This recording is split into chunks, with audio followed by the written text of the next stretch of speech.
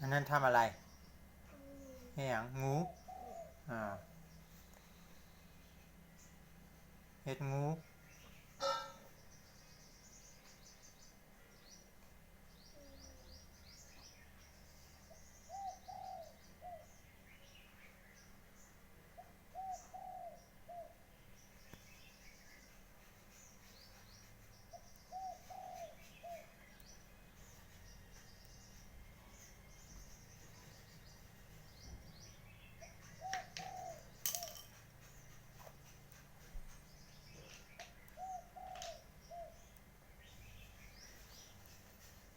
อีก2 วัน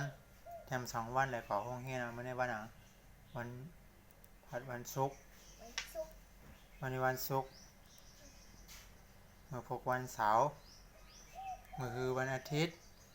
อีกวันจันทร์ก็ได้กว่าโรงเรียนแล้วแสดงว่าหยุดอีก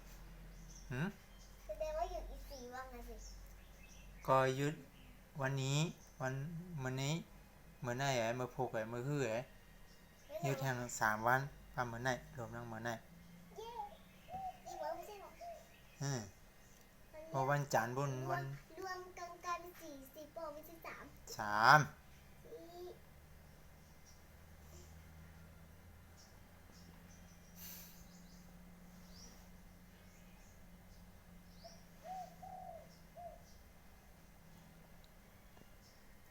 ทำให้มันอ่อนๆข้างในจะได้สวยๆหรือว่าสีเข้มมันเห็นขึ้น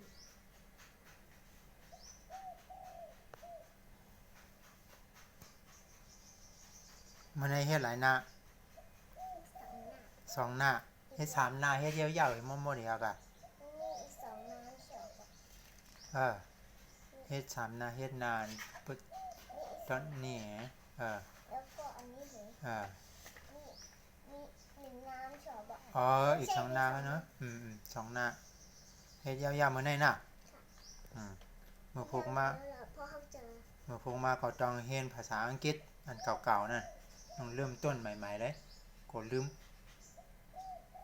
เริ่มตั้งแต่ C ขึ้นมานะ ABG ขึ้นมานะแตงกวาจังได๋ลูกบ่ลืมบ่ล่ะย่อแตงกวาภาษาอังกฤษว่าลืมป่ะนั่นลืมแตงโมลูกแตงโมแตงโมลืมก็เน้นโตไม่ให้เฮียนรู้ลูกลืมก่อนเดี๋ยวก็รู้แตงกวาแตงโมหมักเขียงหมักสังพอหมักสังพอว่ามะละกอ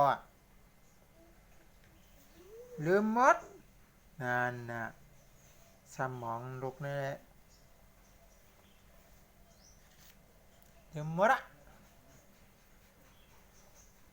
ได้กินแล้วใบไม้ว่าใบไม้ลืมแพลนน่ะเป็นต้นไม้แพลนเป็นต้นไม้ใบมันรีบ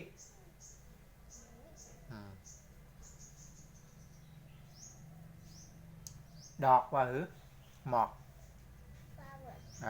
ถูกต้อง